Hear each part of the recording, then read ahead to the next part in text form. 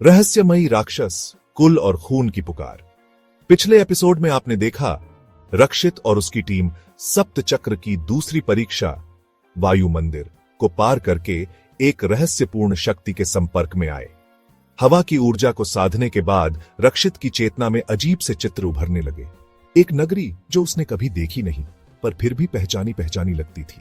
लेकिन जैसे ही वह अगले द्वार की ओर बढ़े, उन्हें एक रहस्यमयी काले तूफान ने अपनी गिरफ्त में ले लिया और खींच लिया एक और ही दुनिया की ओर। जैसे ही तूफान थमा, रक्षित ने खुद को एक अजीब नगरी में पाया। यह नगरी अन्य सभी जगहों से अलग थी। यहाँ की इमारतें गहरे पत्थरों से बनी थीं, आसमान हमेशा बादलों से ढका रहता था और हर कोने से एक रहस्यमयी ऊर्जा फूट रही थी। ये जगह मैंने इसे कभी देखा नहीं, लेकिन फिर भी हर दीवार मुझे बुला रही है। यह राक्षस कुल की राजधानी है। रक्षित ने पीछे देखा। एक लंबा, कठोर चेहरा और भूरी आंखों वाला व्यक्ति खड़ा था। उसके पास एक भाला था जिस पर प्राचीन चिन्ह उकेरे गए थे। मैं हूं रवणकेतु, राक्षस कुल का रक्षक, और तुम हो उस कुल का अंतिम उत्तराधिकारी, रक्षित। रक्षित को झटका लगा। क्या मैं तो एक इंसान हूं? नहीं, तुम आधे राक्षस हो।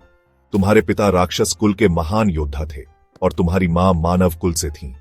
तुम्हारे भीतर दोनों कुलों का रक्त है और यही तुम्हारी सबसे बड़ी शक्ति भी है और सबसे बड़ा अभिशाप भी।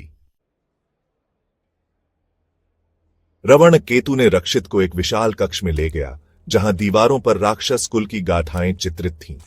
एक चित्र में एक योद्धा था जिसने अग्निदेव से युद्ध किया, दूसरे में एक राक्षसी स्त्री थी जिसने नागों से विवाह किया, और सबसे अंतिम चित्र में एक बच्चा था जिसकी आंखों से रोशनी फूट रही थी। ये तुम हो। तुम्हारे जन्म के साथ ही 3 कुलों की भविष्यवाणी जाग उठी थी। देव, दानव और मानव के बीच संतुलन बनाने वाला बालक। रक्षित का मस्तिष्क उलझ गया था। तो क्या मेरा भाग्य तय है? नहीं, भाग्य एक रास्ता दिखाता है, चलना तुम्हें होता है। राक्षस कुल की विरासत पाने के लिए रक्षित को रक्त परीक्षा से गुजरना था। एक ऐसा युद्ध जो उसकी आत्मा, शरीर और पूर्वजों की स्मृतियों की परीक्षा लेता। एक अंधेरे कक्ष में उसे 3 छायाओं से लड़ना था। उसके बचपन का डर जब उसने पहली बार अपनी मां को खोया था, उसका क्रोध जिसने उसे दोस्तों से दूर किया, उसका मोह, शक्तियों की चाह जो उसे भटकाती थी।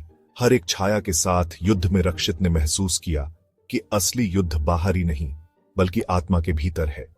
जब उसने खुद को स्वीकार किया तो छायाएं गायब हो गईं और उसका शरीर राक्षसी चिन्हों से भर गया। अब रक्षित पूरी तरह जाग चुका था। उसकी राक्षस शक्ति खुल चुकी थी। रक्त परीक्षा के तुरंत बाद रक्षित को एक रहस्यमयी ध्वनि सुनाई दी। वह एक नाग की छवि थी जो हवा में तैर रही थी। वह कोई और नहीं, नागराज वासुकी की आत्मा थी। रक्षित, तुम्हारे जागरण से 3 कुलों में हलचल मच गई है। देवता तुम्हें नष्ट करना चाहते हैं, राक्षस तुम्हें राजा बनाना चाहते हैं और मानव कुल तुम्हें नहीं समझते। तो अब क्या करना होगा? अब तुम्हें सप्त चक्र की तीसरी परीक्षा जल मंदिर में प्रवेश करना होगा। वहां तुम्हें अपने भीतर की संवेदना को जगाना होगा, क्योंकि जो केवल शक्तिशाली है वह जीतता नहीं, जो संवेदनशील है वही राज करता है। जैसे ही रक्षित बाहर आया, उसकी टीम के सदस्य वीर, मायरा और ध्रुव उसका इंतजार कर रहे थे। लेकिन उनके साथ अब एक नई लड़की भी थी, अन्वी। अन्वी एक रहस्यमयी जादूगरनी जिसने रक्षित के बारे में भविष्यवाणी पढ़ी थी। उसने बताया कि सप्त चक्र की परीक्षा केवल एक शुरुआत है। असली युद्ध त्रिकाल महासंघ के जागरण से होगा। और कौन है त्रिकाल महासंघ?